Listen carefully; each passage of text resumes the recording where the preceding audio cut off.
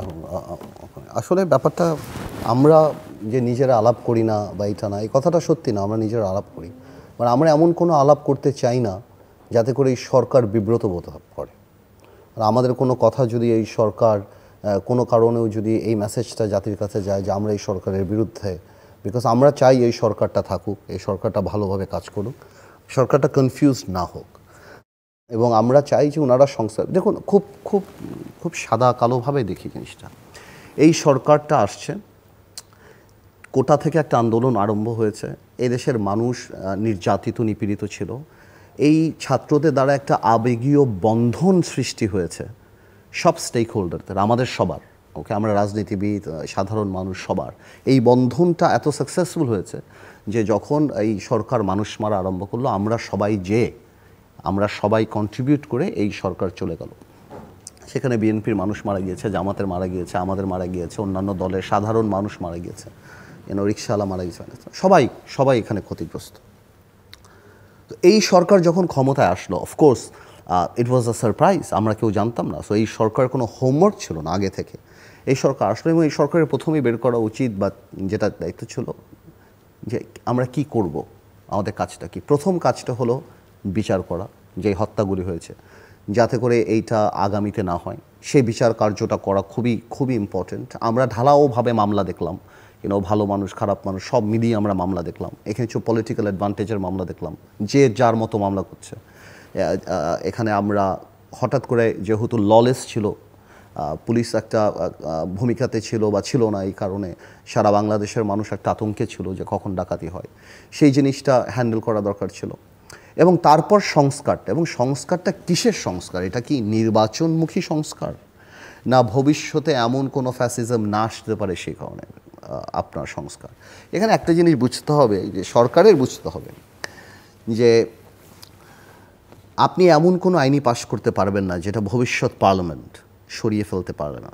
No parliament can bind his successes, আপনি পারবেন না। সো আপনাদের, আমাদেরকে বা পলিটিশিয়ানদেরকে বা সামনে যারা পার্লামেন্টে যাবে বা সরকার হবে, তাদেরকে শেখ হাসিনা অপরিবর্তনীয় করে যে কোনো লাভ না। তো আমার কথা হলো, এটা পারে না, কেউ করতে পারে না। মানে গত গভর্নমেন্ট তো বাংলাদেশের আপনার সংবিধানের স্পিরিটই পরিবর্তন করে ফেলছে, ভোট ছাড়া 3টা নির্বাচন করে ফেলছে, টিকতে তো পারে নাই।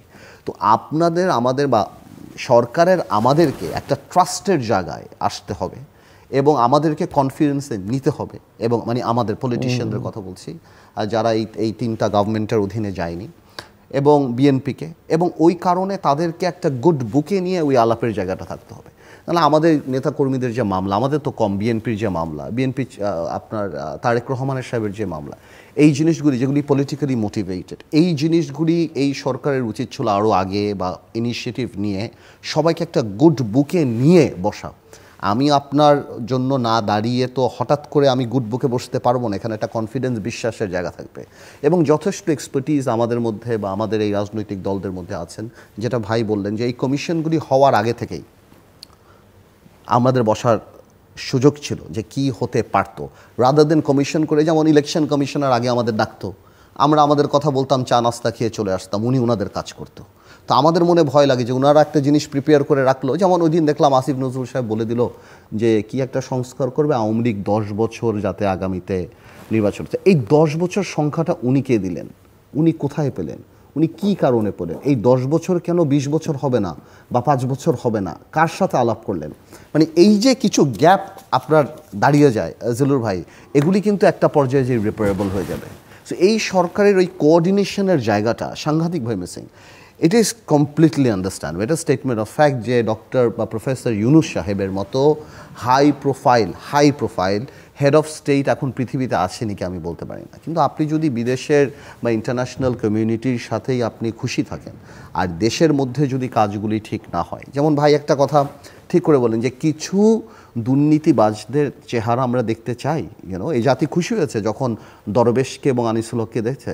আমরা দেখতে চাই এস আলমের ব্যাপারটা, আমরা দেখতে চাই আমরা সামিট কীভাবে এত টাকার মালিক হয়ে বিলিয়নিয়ার হয়ে গেল, আমার টাকাই এফডিআই করে দেশে আনছে, এস আলমের ওখানে কেন পাচ্ছি না? ওই দিন আমরা দেখলাম এক মন্ত্রী, আপনার অনুষ্ঠানেই বলেছিলাম জাভেদের কথা, সবার আগে এজলু ভাই আপনার যদি মনে পড়ে যে তার এতগুলি বাড়ি, এই 350 বাড়ি, $700 মিলিয়ন সে নিয়ে গেল, তার বিচারের অবস্থাটা কি? মন্ত্রী বিপু, যে বাংলাদেশের হার্ট, ইকোনমির হার্ট হলো এনার্জি, সেই এনার্জিতে বিপু এক চাটিয়া 10 বছর 15 বছর যে করাপশনগুলি করেছিল, তার সাথে বিভিন্ন সেক্রেটারি কায়কোয়াস আছে, আবার আপনার আবুল কালাম আজাদ সাহেব, তাদের যে অবস্থা, বিভিন্ন প্রজেক্টকে 500 মিলিয়নে যে সিঙ্গেল মর্নিং যে প্রজেক্টগুলি ছিল SPM, সেগুলি $500 মিলিয়ন কে $900 মিলিয়ন করা, এই যে লক্ষ লক্ষ কোটি টাকা পাচার হয়ে যাওয়া, এই বিচারগুলিও তো আমরা দেখতে চাচ্ছিলাম। প্লাস নির্বাচনী সংস্কারটা আমরা দেখতে চাচ্ছিলাম, এবং আমরা বিশ্বাস করি এই সংস্কার দরকার, এবং we want to be part of it.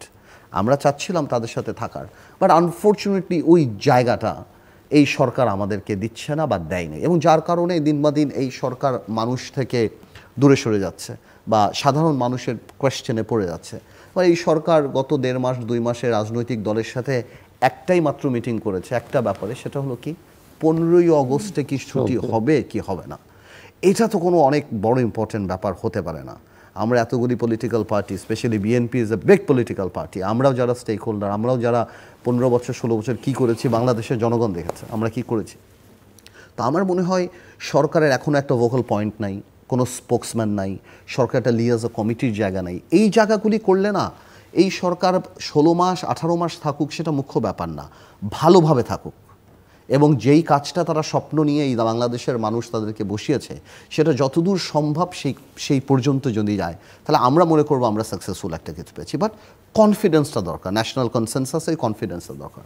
Army চিফের যেই বক্তব্য যে নির্বাচন 16 মাস বা 18 মাস হয়েছে, এটারও একটা ব্যাপার যে আর্মি কেন বললো যে এই কথাটা একটা গ্রুপ বলে, এই কথাটা আসলে বলা ঠিক না। ইউ হ্যাভ টু আন্ডারস্ট্যান্ড যে এই সরকারটা ইজ আর্মি ব্যাকড সরকার, এই গভর্নমেন্টই আর্মি ব্যাক, এটা কোনো নর্মাল প্রসিজারাল সিস্টেম না যে সরকার আলাদা আর্মি আলাদা। কিন্তু আর্মি আবার ঠিক আগের মতো নিজেকে এটার সঙ্গে জড়িয়ে ফেলছে না, যেটা 2007 এটা তারা একটু অনেক দূরে থাকছে, এবং তারা জাতির কাছ থেকে জাতির জন্য ওনারা বলতেই পারেন, এতটুকু একটা গাইডলাইন দিতেই পারেন যে 18 মাসের জন্য যাতে নির্বাচন করা যায় সেই ব্যাপারে তাদের একটা বড় স্টেক ছিল। অবশ্যই তাদের স্টেক ছিল, তাদের স্টেক ছাড়া এই সরকার কোনো সময় আসতো না। তো এবং তাদের সাপোর্ট কন্টিনিউয়াস স্টেক, কারণ এই কথাটাকে আইসোলেটেডলি দেখতে তো হবে না। একই সাথে আর্মি চিফ এই কথাও বলেছে যে I am with the government, I am with the government. তো আমার মনে হয় এই জিনিসটাকে আমাদের পজিটিভলি দেখা উচিত। এবং যেই কথাটা ইউনূস সাহেবের অ্যাডভাইজার বললেন, ওই কথাটা তুমি আগে বলেন নাই, তুমি আগে বলতেন। উনি এই কথাটার পরিপ্রেক্ষিতে বলছেন, তো এই কথাটা মনের মধ্যে রাখা দরকার ছিল কি, যেখানে জাতি পালবিহীন নৌকার মতো আমরা। কিন্তু সংস্কার তো একটা রিলেটিভ টার্ম, নেভার এন্ডিং। না, এটা একটা রিলেটিভ টার্ম। এটা শুধু না যে আপনি কত বড় সংস্কার করতে চাচ্ছেন, এবং কিছু একটা জায়গায় তো প্রশ্ন থেকেই যাবে যে কি কি সংস্কার করার ম্যান্ডেট আপনার আছে। আপনি এত বড় সংস্কার করতে যাবেন যেখানে জনগণের সম্পৃক্ততা নাই, সেটাও তো আবার কোয়েশ্চেনেবল হয়ে যাবে আমাদেরকে বাদ দিয়ে। আপনি নির্বাচনমুখী সংস্কার করেন, আপনি নির্বাচনে গ্র্যাজুয়েট করতে পারবে বা ইন্টারমিডিয়েট করতে পারবে, বা প্রত্যেকটা আপনার ভোট কেন্দ্রে আপনি CCTV লাগাবেন, আপনি মিটিং মিছিল বন্ধ করে দিয়ে 25 লক্ষ টাকা কিভাবে করা যায় সেটা করেন, আপনি সিকিউরিটি বাড়ান, আপনি সেগুলি করেন। বাট আমার কথাটা হলো, আপনি যদি এমন কোনো কিছু করতে চান যেখানে আপনি মনে করতে পারেন সেটা দিয়ে আপনি ফ্যাসিজম চেঞ্জ করতে পারবেন, স্বৈরাচার চেঞ্জ করতে পারবেন, আমি এখানে নির্দ্বিধায় বলে দিতে চাই, স্বৈরাচার ফ্যাসিজম এই জিনিসগুলি মাইন্ডসেটে। আপনি ভালো মানুষকে বসাবেন, ভালো মানুষ ভালো কাজ করবে, আপনি খারাপ মানুষকে বসাবেন, সে ভালো সিস্টেমকে কারাপ্ট করে দিবে। সো আমার মনে হয় এই জন্য একটু কনফিউশন। এখন সিস্টেমটা ভালো থাকলে খারাপ মানুষও ভালো থাকতে বাধ্য হয়ে যাবে 100% ভালো থাকতে বাধ্য। প্রফেসর বাবুর রহমান, আপনি ওই কথাটা দিয়ে আমি শুরু করতে চাই যে আসলে মানুষ তো ফেরেশতা হয় না, মানুষ ভুল ত্রুটিতে ভরা, এবং power tends to corrupt, absolute power corrupts absolutely. আমাদের দেখতে হবে যে শেখ হাসিনা এত বড় ডিক্টেটর হলেন কিভাবে, কোন কোন জিনিস তাকে হেল্প করেছে ডিক্টেটর হওয়ার ক্ষেত্রে। নিঃসন্দেহে আপনি বলতে পারেন যে তিনি এই কথাটা বারবার বলতেন, তিনি যে প্রধানমন্ত্রী তার চাইতে তিনি বলতেন যে আমি বঙ্গবন্ধুর কন্যা। প্রশ্ন হলো, সো হোয়াট? আপনি বঙ্গবন্ধুর কন্যা মানে কি আপনি 1500 লোককে মেরে ফেলবেন? আপনি এই লোকদেরকে গুম করে ফেলবেন? আপনি বিনা বিচারে আপনার লোকদের ক্রস ফায়ারে দিবেন? আপনি লুটেরাদের রাজত্ব কায়েম করাবেন? যেসব লোকদের কথা মিস্টার পার্থই মাত্র উল্লেখ করলেন, এই প্রত্যেকটা লুটেরা, আপনি চিন্তা করেন ওনারই এক মন্ত্রী 360টা বাড়ি কথা লন্ডন, ক্যান ইউ ইমাজিন? আর আপনি কার সন্তান, it does not matter to me. Owner peon 400 কোটি টাকার মালিক, এক্স্যাক্টলি ওনার পিয়ন। তো ফলে ওনার বাকি কিছু দেখা দরকার নাই। এই গরিব দেশেরকে কত উন্নত করা যেত, কোথায় নিয়ে যাওয়া যেত, শুধু যদি এই পাচারগুলো বন্ধ করা হতো এবং অন্যায় খাতগুলোকে তিনি দমন করতেন। গভর্নর সাহেব বলেছেন 5টা পরিবার 2 লক্ষ কোটি টাকা নিয়ে গেছে, 5টা পরিবার। ইমাজিন। তো এর দায় কি সরকারের উপর বর্তায় না? এ দায় solely ওই তো দায় না, সরকার জড়িত, দায় অন্য কথা। শুধু তা না, সরকার এক ব্যবসায়ী তো বলেই দিলেন 15 বছর আগে কি ছিলাম, এখন কি আছি, আপনার সাথে অতীতেও ছিলাম, এখনো আছি, ভবিষ্যৎ থাকবো, মৃত্যুর পরেও থাকবো, যদিও পরে আর জান নাই আর কি, হয়তো পরেটা দেখা যাবে। এখন প্রশ্নটা হচ্ছে যে এই যে এত অবারিত ক্ষমতা, এবং তিনি বলতেন, হাসিনা প্রায় দেখতে বলতো যে আমার আরও ক্ষমতা দরকার, আমি উন্নয়ন করতে চাই। What do you mean by that? মানে এটা হচ্ছে যে ক্ষমতার আকাঙ্ক্ষী যখন হাঙ্গারটা এমন পর্যায়ে যায় যে মানুষ তার নর্মাল সেন্স অফ জাজমেন্ট হারিয়ে ফেলে, যে কারণে humanity turns into devilish nature. এবং তাই হয়েছে। কোনো এর জন্য সিস্টেম দরকার আছে। পুলিশের ক্ষেত্রে আমি যদি ধরি, ক্যান ইউ বিলিভ এই হাসিনা সরকারের এক পুলিশ অফিসার আমাকে বলেছে আকাশের যত তারা পুলিশের তত ধারা। অর্থাৎ আমি বললাম what do you mean by that? বলেছে কাউকে শুধু আগে নেওয়া, কাস্টডিতে নেওয়া, তো কোন ধারায় তারা দেখাবো সেটা তো আমার ব্যাপার। আবার বলেছেন না মাছের রাজা ইলিশ, দেশের রাজা পুলিশ। আচ্ছা, তো এগুলো তো বাস্তবায়ন তারা ঘটিয়েছে। অতএব এই যে পুলিশ কমিশনের কথা বলা হচ্ছে, পুলিশকে ঢেলে সাজানোর কথা বলা হচ্ছে, দিস ইজ ভেরি ইম্পর্ট্যান্ট। এবং এটা আমি মনে করি এই সংস্কারগুলো এখন কেন করা দরকার? ট্রাস্ট মি, নির্বাচন হয়ে গেলে যারাই নির্বাচিত হবে, অতীতে দুর্ভাগ্যজনক হলে সত্য, কালো আইন বাংলাদেশে ছিল, প্রত্যেকটা রাজনৈতিক দল ইলেকশন আগে প্রমিস করেছে, তারা যখন অপোজিশনে থাকে তখন তারা বলে যে এগুলো কালা কানুন, এগুলোকে কোনো অবস্থাতে রাখা যাবে না। তারপরে যখন ক্ষমতায় এসে যান তখন এগুলো very suitable, very fit for them, তখন ওনারা হয় চুপ করে যান অথবা আরেকটা নতুন কালাকানুন, ওই যে রবীন্দ্রনাথের সেই বিখ্যাত উক্তি, মানব চরিত্রের বৈশিষ্ট্য একটি অপরাধ করার পরে বা একটি ভুল করবার পরে এ থেকে শিক্ষা না নিয়ে নতুন আরেকটি ভুলের জন্য প্রস্তুতি গ্রহণ করে। তো তদ্রূপ এই জন্যই যে কথাগুলো এসছে যে সংস্কার কেন জরুরি এবং কতদিনের মধ্যে কোন কোন এরিয়াতে সংস্কার জরুরি। Let me talk about this matter. আমাদের খুবই জরুরি। নাম্বার 1, এ কথা কিন্তু আমরা আন্ডারমাইন করলেও স্বীকার করতেই হবে, এই ছাত্ররা, এই বৈষম্যবিরোধী ছাত্র আন্দোলন, তাদেরকে অন্যভাবে বেশি করতে গিয়ে, এই ওয়াইলিং করতে গিয়ে সমস্যা বাঁধানো হচ্ছে। বাট তাদের যে যোগ্য অবস্থান, যেটা তারা অবদান রেখেছে, এটা তো সারা দুনিয়া স্বীকার করছে, বাংলাদেশের সবাই রাজনৈতিক দলও স্বীকার করছে। কিন্তু it is not simple matter. অনেকে আজকে বলে অমুকে শহীদ হয়েছে, অমুকে শহীদ হয়েছে, তাদের কথা শোনা হচ্ছে না। এই ছাত্র আন্দোলনে যারা নেতৃত্ব দিয়েছে তারা প্রত্যেকে জীবন্ত শহীদ, because they were in the front, গুলির জন্য তারা প্রস্তুত হয়েই গিয়ে। এদের আর কি করতে হবে এখন? এক্স্যাক্টলি, না, I am coming to this point. সেখানে হচ্ছে যে এদের একটা সুন্দর কথা আছে যে ফেসিজম যাতে ফিরে একটা বন্দোবস্ত, অ্যান্টি ফেসিজম একটা বন্দোবস্ত দরকার। তাদের আকুতিটাকে আমি সম্মান করি এবং এটাকে আমি মনে করি নজর দেওয়া দরকার রাজনৈতিক দলগুলো, আলোচনায় আনা দরকার। এই আকুতি কিন্তু গোটা বাংলাদেশের মানুষ চমৎকার। সেই জন্যে এই কাজটা কিন্তু রাজনৈতিক দলগুলোকে প্রস্তাব নিয়ে এগিয়ে আসতে হবে। কোন কোন বিষয়ে তারা ঐকমত্যে পৌঁছতে পারে, তাহলে এটা বাকিদের জন্য ইমপ্লাইড হবে। অন্যথা দুদিন পরে নির্বাচনের পরই শুরু হয়ে যাবে, এই পার্লামেন্টও কাজ করবে না হয়তোবা। কারণ আমরা দেখেছি অতীতের পার্লামেন্টগুলো, I studied about the parliament, টিআইবির ভালো অনেকগুলো গবেষণা আছে এই সর্বশেষগুলোর আগে, যেগুলো একেবারে the parliament you are in, সেই 2009-এর যে পার্লামেন্ট ছিল 14 পর্যন্ত, তখনও কিন্তু ওয়াকআউট এত বেশি ছিল। এর আগে যখন আওয়ামী লীগ অপোজিশন ছিল, খালি ওয়াকআউট নো, সংসদীয় কার্যক্রমকে ব্যাহত করে নয়।